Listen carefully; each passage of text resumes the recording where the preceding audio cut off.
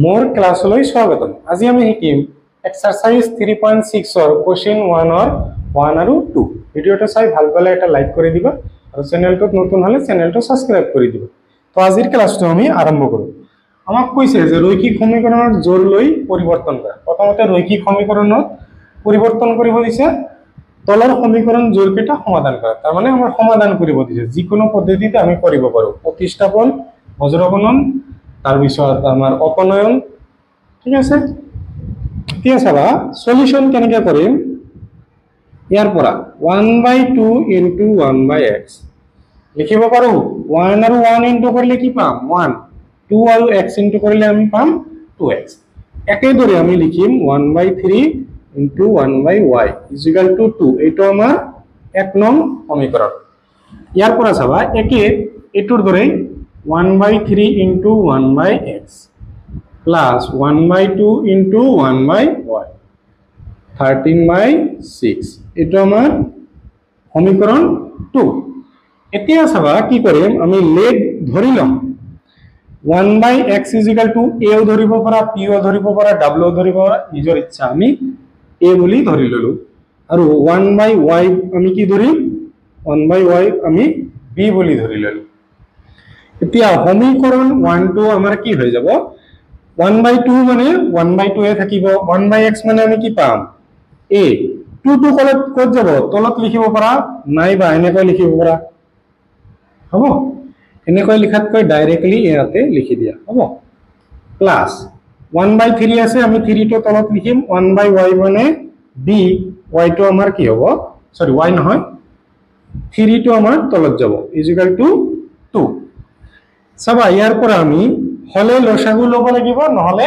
সংখ্যা দুটা পূৰণ কৰি গোটেইকেইটাক ইনটু কৰি দিবা। হলে গসাগু লবা, গসাগু নহয় সৰি লসাগু লবা, আৰু নহলে দুটা ইনটু কৰি গোটেইকেইটাক ইনটু কৰি দিবা। 2 ইনটু 3 কি হ'ব 6, আমি গোটেইকেইটাক ইনটু কৰি দিম 6 ইনটু 2। ঠিক আছে, 2 6 ৰ মাজত 3 বাৰ, 3 6 ৰ মাজত আমাৰ 2 বাৰ। 3 into a মানে 3a plus 2 into b মানে 2b is equal to 6 আৰু 2 into কৰিলে 12। এইটোৰ নাম দি থম আমি 3। এতিয়া আমাৰ 2 নং সমীকৰণ 2 implies, ঠিক আছে। 2 implies ৰ পৰা আমি কি পাম, 1/x মানে কি a, আমি লিখি ললো, 3 টো তলত আছে লিখি দিলো। 1/y মানে b আমি ধৰি লৈছো, 2 আমি তলত লিখি দিলো, 13/6। ইয়াতে চাবা আমি সংখ্যা দুটা কি কৰিম ইনটু কৰিম, গোটেই কেইটা 3 into 2 6, 6 ৰে আমি গোটেই কেইটাক ইনটু কৰি দিম। 6 into b/2 কি হ'ব 6 into 13/6। 3 6 ৰ মাজত 2 বাৰ, 2 6 ৰ মাজত আমাৰ কিমান বাৰ যাব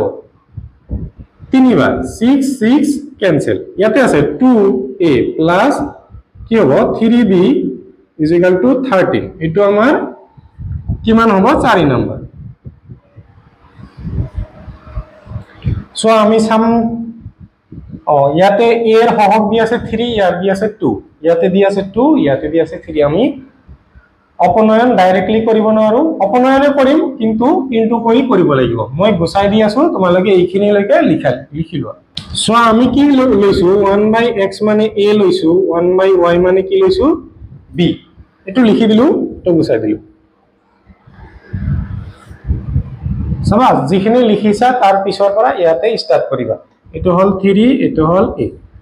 সমীকৰণ 3 কি কৰিম, আমি 4 ৰ যে প্ৰথম দি আছে আমাৰ 2 দি আছে ইনটু কৰি দিম। আৰু সমীকৰণ 4 টো আমি কি কৰিম 3 ৰ যে প্ৰথম দি আছে এটোৰে আমি ইনটু কৰি দিম। সৰি ঠিক আছে। এতিয়া 3 ক আমি কি কৰিছো 2 এৰে, 3 ইয়াত 6a 2 ৰ লগত ইনটু কৰিলে কি হ'ব 4b, 2 এৰে ইনটু কৰিলে কি পাম 24। এইটো আমাৰ কি হ'ব 5 নম্বৰ। নেক্সট 4 নম্বৰক আমি 3 ৰে ইনটু কৰিছো, কি হ'ব 6a plus 9b is equal two 3 রে ইনটু করলে কি হবে 3 3 যান 9 3 1 যান 3 আমার 6 মান 5 এর পর আমি কি করিম 6 মাইনাস করি হল প্লাস মাইনাসত মাইনাস প্লাস মাইনাসত মাইনাস প্লাস মাইনাসত মাইনাস এতিয়া 6 এ প্লাসৰ 6 এ মাইনাসৰ আমাৰ ক্যান্সেল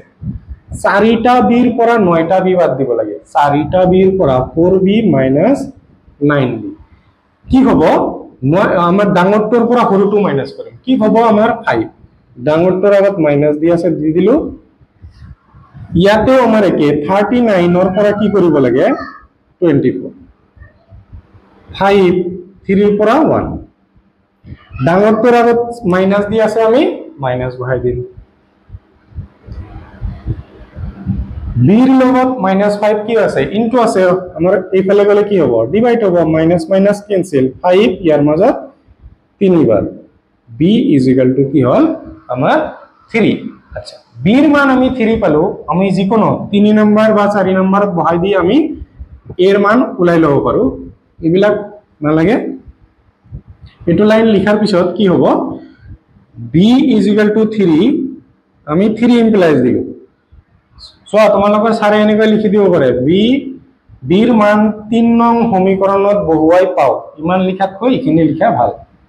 কি আছে 3a + 2 বিৰ মান কি হ'ব 3 = 12 এটো আমি গুছাই দিলো 3a + 2 * 3 কি হ'ব 6 3a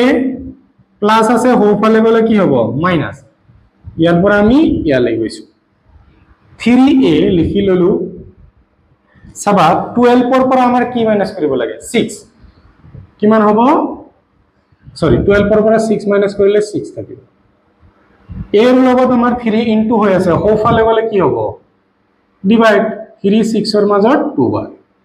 a = কি পালো আমি 2 পালো a আৰু b ৰ মান আমাৰ উলাই গল আমাক উলিয়াব দিছে x আৰু y ৰ মান এতিয়া আমি প্ৰথমতে ধৰি লৈছিলো 1/x মানে কি ধৰি লৈছিলো a বুলি ধৰি লৈছিলো এর মান বহাই দিম 2 মনে মনে কি মান আছে 1 আছে উলটাই দিম আমি x টো ওপৰত আহিল তলত 1 হলে আমাৰ লিখিব নালাগে ঠিক আছে ইয়াতে তলত 1 আছে ওপৰত যাব 1 2 টো আমাৰ তলত আহিব 1/2 আৰু এটা আছে 1/y = কি ধৰি লৈছিলো b ৰ মান কিমান পাইলো 3 বহাই দিম মনে মনে 1 আছে উলটাই দিয়া তলত y মানে 1 মানে আমাৰ লিখিব নালাগে কিন্তু ওপৰতটো লিখিব লাগিব ঠিক আছে সেম বাট ডিফাৰেন্ট ঠিক আছে তোমালোকৰ মিম চাইছা না সেম বাট ডিফাৰেন্ট ইটো তলৰ 1 আৰু ওপৰৰ 1 মানে বহুত পাৰ্থক্য ঠিক আছে 3/1 মানে তোমালোকে आंसर পাবা 3 কিন্তু 1/3 মানে পাবা 0.33 ঠিক আছে ভিডিওটা পজ কৰি লিখিলো সবা ইয়াৰে কোশ্চেনটো এটো দিয়া আছে ঠিক আছে আগৰ দৰে আমি লিখিম সলিউশনটো কি হ'ব 2 * 1/√x 2 আৰু 1 ইনটু কৰিলে 2 ইয়াৰ তলত মনে মনে 1 আছে 1 আৰু √x পূৰণ কৰিলে আমি এটো পাম একেদৰে আমি লিখিম 3 * 1/√y = 2 এটো আমি 1 নং বুলি ধৰি ললো এটো দিয়া আছে 4 * 1/√x - 9 * 1/√y আমি এইটো সমীকৰণৰ দৰে লিখি ললো ঠিক আছে এটো আমাৰ কি হ'ব 2 নং সমীকৰণ এতিয়া আমি ধৰি লম let 1/√x = suppose a আৰু 1/√y = suppose কি হ'ব b সাবা 1 implies কি হ'ব 2 * 1/√x আছে আমি কি লিখিম a প্লাস 3 * কি হ'ব b = 2 এটো আমাৰ 3 নং সমীকৰণ 2 নং সমীকৰণৰ পৰা 2 implies কি পাম 4 * 1/√x আছে √x মানে আমাৰ কি a তাৰ মানে 4a ডাইরেক্ট ঠিক আছে minus 9 1/√y √y মানে b = -1 এটো আমি 4 নম্বৰ বুলি ধৰি ললো ইয়াতে চাবা কি আছে আমাৰ সহগ বিলাক মিল নাই 2 আছে ইয়াতে 4 ইয়াতে 3 ইয়াতে 9 কিন্তু আমি 3 নং সমীকরণত যদি 2 এৰে ইনটু কৰো আমাৰ 4 4 মিলি যাব ঠিক আছে বা 3 এৰে ইনটু কৰিলে 9 9 আমাৰ মিলি যাব আমাৰ যিকোনো এটা সমীকৰণ ইনটু কৰিলে হ'ব আগতটো আমি যে কৰিছিল দুটাতে ইনটু কৰিছিল তাত ইয়াতে কৰিব নালাগে আমাৰ এটাৰে ইনটু কৰিলে হ'ব এতিয়া 3 নং ইয়াৰ পিছত তোমালোকে এইটো লিখিবা 3 ইনটু 3 নংত আমি 2 এৰে ইনটু কৰিব পাৰো 3 এৰে ইনটু কৰিব পাৰো ঠিক আছে 2 এৰে কৰিলো কি হ'ব 2 into 2 4a plus 2 into 3 আমি কি পাম 6b 2 আৰু 2 4 পাম এটো হল আমাৰ 5 নম্বৰ আৰু 5 নম্বৰৰ পৰা আমি কি কৰিম 4 নম্বৰ মাইনাস কৰি দিম 4 নম্বৰটো লিখি দিও 9b -1 এটো হল 4 নম্বৰ হোফালে আমাৰ 4 ঠিক আছে এটো 4 4 নম্বৰ সমীকৰণটো আমি ইয়াতে লিখি দিছো কি লিখিম 5 - 4 ঠিক আছে প্লাস মাইনাসত মাইনাস মাইনাস মাইনাসত কি হ'ব প্লাস মাইনাস মাইনাসত এইটো প্লাস হৈ যাব ইয়াতে চাবা 4 প্লাসৰ আছে 4 মাইনাস আছে আমাৰ ক্যান্সেল প্লাসৰ 6b প্লাসৰ আমাৰ 9b দি আছে দুটাই প্লাসৰ হলে আমাৰ আমতো টেনশন নাই ডাইৰেক্ট প্লাস কৰি দিম 6 আৰু 9 প্লাস হলে আমাৰ 15 হ'ব b ইয়াতে 4 প্লাসৰ 1 মাইনাসৰ নহয় কিন্তু 4 plus 1 আমি কি পাম 5 b 15 আমাৰ কি হৈ আছে ইনটু হৈ আছে হোপালে গলে ডিভাইড 5 এৰে কাটিলে একবাৰ 5 এৰে কাটিলে তিনিবাৰ b ৰ মান পালো আমি 1/3 এতিয়া আমি গুছাই দিম তোমালোকে লিখি লোৱা আমি এটা ধৰি লৈছিল প্ৰথমতে ঠিক আছে যেহেতু শেষত লাগিব সেই কাৰণে লিখি লৈছো এইখিনি লিখাৰ পিছত ইয়াৰ পৰা স্টাৰ্ট কৰা ঠিক আছে কি হ'ব b ৰ মান 1/3 b = 1/3 আমি 3 নং সমীকৰণত বহাই দিম ঠিক আছে 2 into a plus 3 b ৰ মান আমি কি বহাই দিম 1/3 into = 2 এইটো আৰু নালাগে ইয়াৰ পৰা কন্টিনিউ কৰিবা ইয়াৰ পিছত ইয়াৰ পৰা কন্টিনিউ